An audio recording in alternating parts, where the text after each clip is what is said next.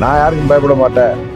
நான் எங்களுக்கு தன்மானம் தான் முக்கியம்னு பேசுறவரு இப்போ போய் டெல்லியை போய் ஆதரவுக்கு தேட வேண்டிய அவசியம் என்ன?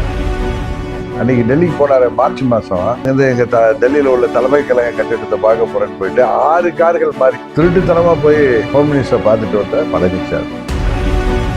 ரொம்ப பழனிசாமி பெரிய காந்தியோட பேரம் மாதிரி நீங்க பேசிட்டு மற்றவர்களை தாக்கி பேசுற உங்களை நாங்க தாக்க ஆரம்பிச்சோம்னா நீங்க முக்காடு போட்டுட்டு வெளியில வர முடியாது. தன்னை ஒத்த தலைமையை மாத்திக்கணும்னு நினைச்சப்ப பன்னீர்செல்வம் அதை எதிர்க்கிறாரு, அதனால வெளியேறாரு. இன்னொன்னு நேற்று பேசுறப்ப சொல்றாரு, நான் யாருக்கும் பயப்பட மாட்டேன். நான் எங்களுக்கு தன்மானம் தான் முக்கியம்னு பேசுறவரு இப்போ போய் டெல்லியை போய் ஆதரவுக்கு தேட வேண்டிய அவசியம் என்ன? அன்னைக்கு டெல்லிக்கு போனாரு மார்ச் மாதம் நான் எங்க டெல்லியில் உள்ள தலைமை கழக கட்டிடத்தை பார்க்க போறேன்னு போயிட்டு 6 கார்கள் மாதிரி திருட்டுத்தனமா போய் ஹோம் மினிஸ்டரை பார்த்துட்டு வந்த பழனிசாமி. சரியாதானே? அதுக்கப்புறம் இன்றைக்கு அவர் என்னென்ன புருட் அவுட்லாம் பேசிட்டு இருக்காரு. ஆனா அவருக்கு ஆதரவாக சில ஊடகவியலாளர்கள் அவருக்கு தோல்ல தூக்கிக்கிட்டு ஆடிட்டு இருக்காங்க. இன்றைக்கு பழனிசாமி யாரோட கூட்டணி இருக்காரு? அவரும் பிஜேபியோடு தான் இருக்கு. ஏற்கனவே பாமக இருந்துச்சு, தேமுதிமுக இருந்துச்சு, ஆளுங்கட்சியா இருந்தாங்க, பணபலம் நிறைய இருந்தது. அத்தனையும் இருந்து ஆளுங்கட்சி அதிகாரத்தை பயன்படுத்தி 2021 இவங்களால ஆட்சிக்கு வர முடியல. எத்தனை ஆயிரம் கோடி செலவு பண்ணாங்கன்னு உங்களுக்கு தெரியும். இந்த பகுதியில எல்லாம் எத்தனை தொகுதிகள்ல ஜெயிச்சாங்க, யார் ஜெயிச்சாங்க, எதன் மூலம் ஜெயிச்சாங்கன்னு தெரியும். இந்த பகுதியில நமது டெல்டாவிலேயே வேதாரண்யம், நன்னிலம், இங்க ஒரத்தநாடு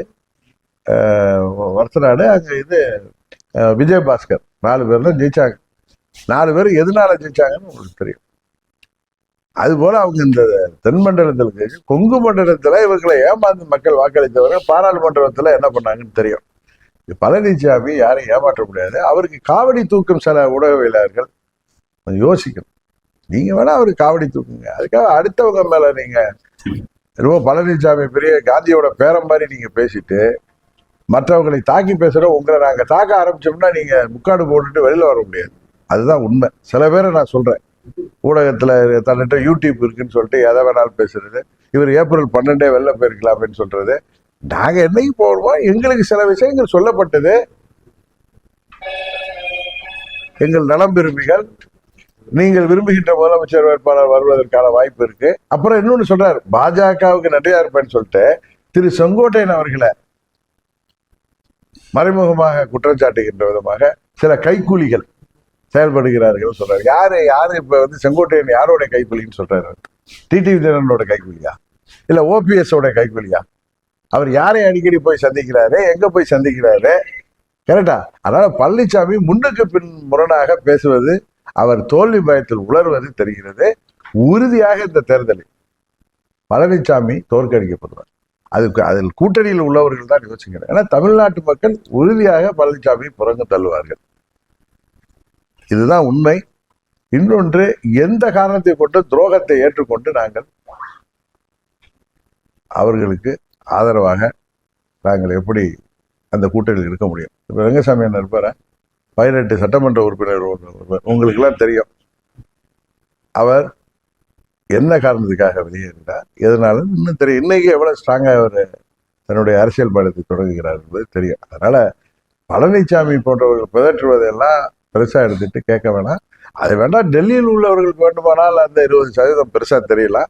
அந்த 20% இந்த முறை 10% கீழே குறைய போகிறது என்பதுதான் உண்மை. இரட்டைலை வைத்துக்கொண்டு, பணபலத்தை வைத்துக்கொண்டு அவர் இன்றைக்கு 21 தேர்தலிலே அந்த அளவுக்கு அவரால் பெற முடிந்தது.